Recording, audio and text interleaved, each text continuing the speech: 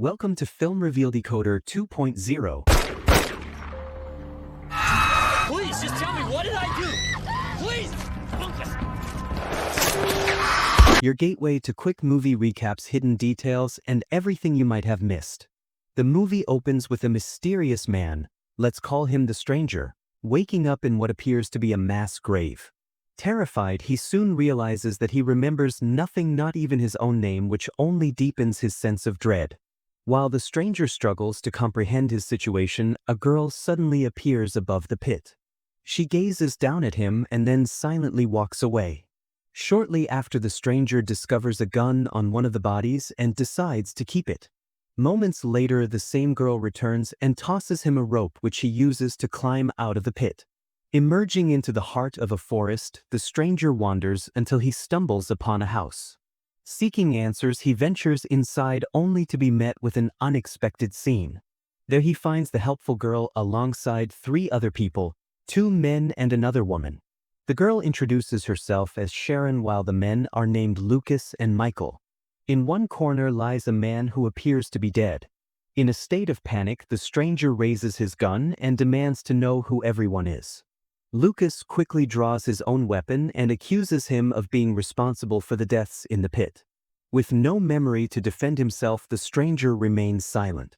Just as tension reaches its peak, the seemingly dead man suddenly regains consciousness. He was only unconscious. This startling revelation diffuses the situation and the group begins to talk. They explain that all of them woke up in the house with no memory of who they are or how they got there. One of them even found an ID card and a car key, although the car is nowhere in sight. From the ID they learned their names but little else. The recently revived man introduces himself as Nes. Meanwhile, the mute girl, Sharon, communicates in an unknown language. Although she appears to have vital information, she is unable to explain it to the others.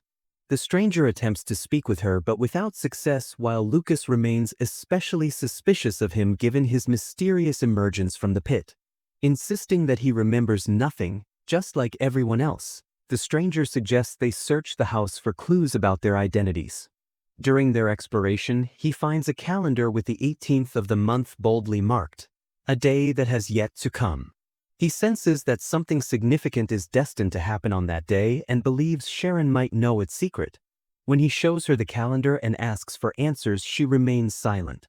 As the investigation continues, Lucas uncovers a safe filled with weapons.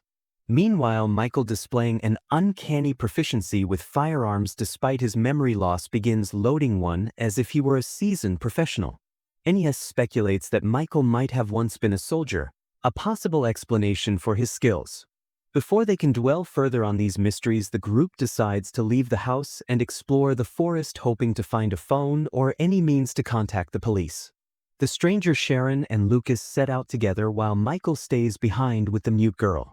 As they search the forest, they come across a cabin.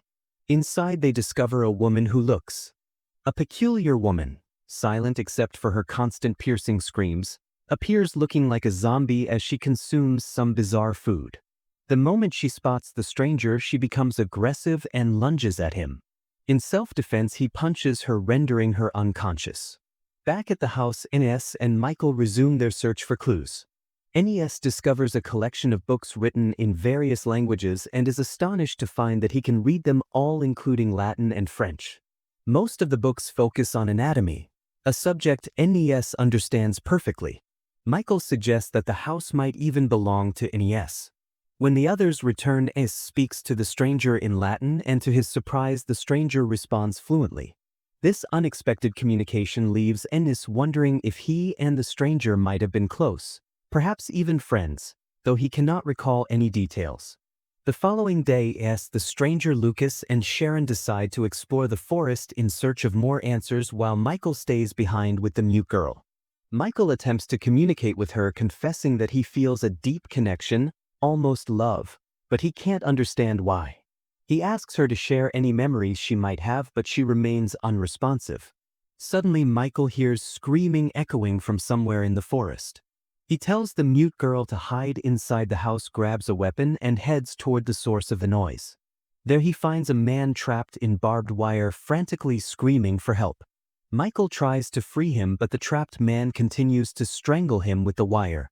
In a desperate attempt to assist, Michael grabs a knife, but the situation quickly escalates into a violent struggle.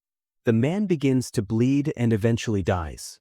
Meanwhile, Lucas and Sharon continue their search through the forest. They soon come across a grim scene.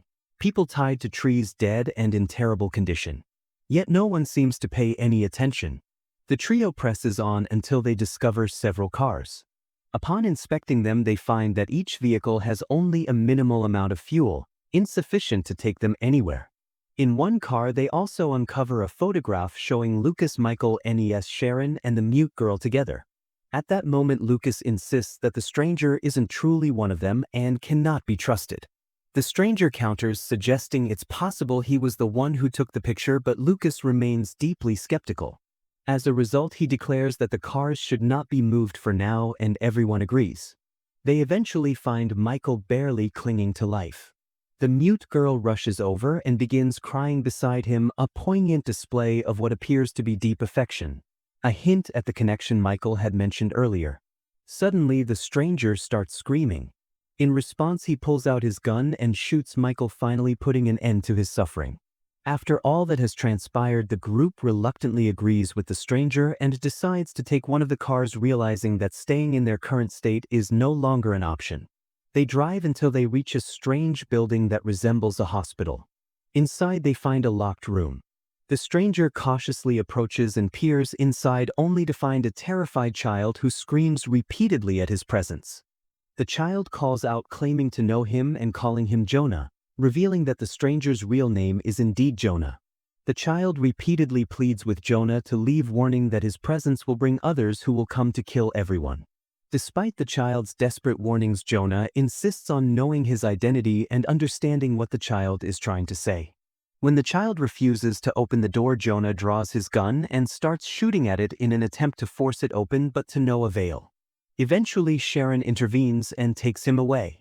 As they walk, Jonah confesses to Sharon that he feels a deep, inexplicable connection with her. He even says he loves her, although he cannot explain how or why, nor does he really know who she is. Their path is soon blocked by a large tree. When they get out to move it, they are startled by a group of people busy cutting trees. Jonah tries to speak with them, but it quickly becomes apparent that these individuals are not normal. They act like madmen, almost zombie-like in their demeanor. The group turns hostile and begins chasing Jonah with murderous intent. He runs back to the car, but it refuses to start no matter how hard he pushes. Suddenly, Jonah notices that the strange pursuers have stopped chasing him. Looking ahead, he sees corpses hanging from a tree, clearly placed as a scare tactic. He suspects that someone intentionally hung these bodies to frighten off the attackers, though no one knows who did it. Meanwhile, Lucas and the mute girl remain at the house. Lucas begins to feel unwell, complaining of a severe headache, and starts behaving erratically, grabbing the mute girl's hand roughly while insisting that he knows her. Intervenes and urges him to rest. Later, talks privately with the mute girl, expressing his desire to visit the cabin where they encountered the strange woman, as he feels a strong familiarity with her that might unlock lost memories. The mute girl agrees to accompany him, then leaves on her own. Exploring the cabin, finds the place eerily familiar. While searching, he discovers a pair of glasses that he soon realizes belong to him. After putting them on, he continues his exploration until he encounters the strange woman whose name he finally recalls as Helen. He asks Helen to remind him of something important, but she does not respond. Instead, she attacks him. In self-defense, locks her in a room to prevent further harm. As he leaves, he notices that everyone around him now appears almost monstrous. In response, he points his gun at them to keep his distance. Back at the house, Lucas, still suffering from a severe headache and erratic behavior, begins chasing after the mute girl again, though she manages to hide. Eventually, frustrated, Lucas gives up his pursuit and heads down to the basement. There he discovers numerous screens displaying surveillance footage from the cabin. Among the items, he also finds a small camera. When he plays the video stored on it, he sees Jonah conducting experiments on people. In the footage, Jonah explains that he is close to finding a cure, although the cure has side effects, such as causing memory loss. Jonah is shown trying to improve the cure and meticulously documenting the people he is experimenting on, including Lucas and the mute girl. At that moment, Lucas realizes that Jonah is responsible for everything that has happened to them. He waits for Jonah and Sharon to return. When they do, Lucas confronts them and shows Sharon the incriminating video. After explaining everything, Sharon believes him and soon becomes terrified of Jonah. Lucas then forces Jonah to walk to the pit where the corpses lie before hurling him back in. Afterward, Lucas and Sharon return to the house where the mute girl is waiting.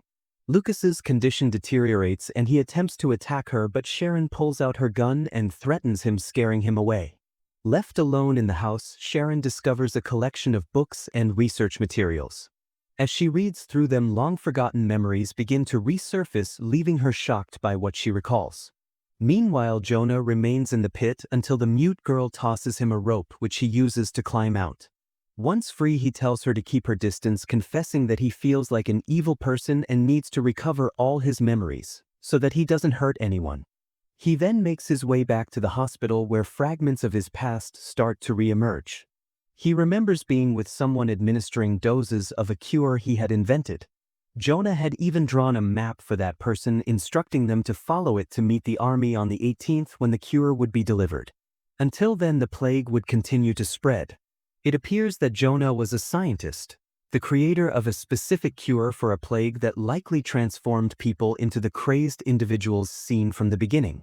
Although the military was meant to retrieve the cure from Jonah on the 18th for global distribution, Jonah, fearing the plague's further spread, sent someone to the army with the cure. For reasons that remain unclear, both Jonah and his companions later forgot about this plan. Wandering through the hospital, Jonah encounters a strange, silent man and woman. When the woman suddenly attacks him, he shoots her in self-defense and leaves. He then drives until his car breaks down. Suddenly, he sees the same child he encountered earlier, now accompanied by an elderly woman, a completely deranged girl, and a savage young woman. Jonah tries to speak with them, but the elderly woman warns him that he doesn't belong with them and shouldn't get close. She even tells him that she could kill him, though she chooses not to because she isn't like him, and then leaves in a car with some of her belongings. Nearby, Jonah finds a crashed car. Inside, he discovers the person he had sent to deliver the cure to the military. Although that person is dead, the cure remains. Jonah takes the cure, deciding to keep it even though he still doesn't fully understand what's happening.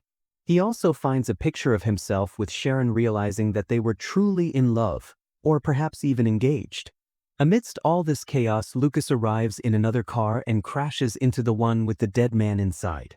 He emerges in a completely deranged state and tries to kill Jonah.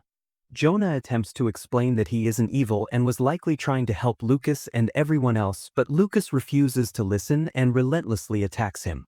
In the ensuing struggle, Jonah picks up a rock and strikes Lucas, killing him. Suddenly, bits of Jonah's past start returning to him. He remembers being with Nes, Sharon, Michael, the mute girl, and even Lucas. Through these memories, Jonah realizes that they were all doctors, and that Nes was his brother. Together, they had been working to find a cure. A devastating plague had spread across the world, turning people into savage, crazed beings like those we've seen. Jonah recalls a time when they were all together only to be ambushed by a savage woman intent on killing them. In the chaos, Jonah and Nes blamed each other for not containing the disease before it spread so widely. That's all Jonah remembers for now. Meanwhile, Nes begins to recover his memories and is as shocked as Jonah. He heads to the house where Sharon is, remembering that she was Jonah's fiancée.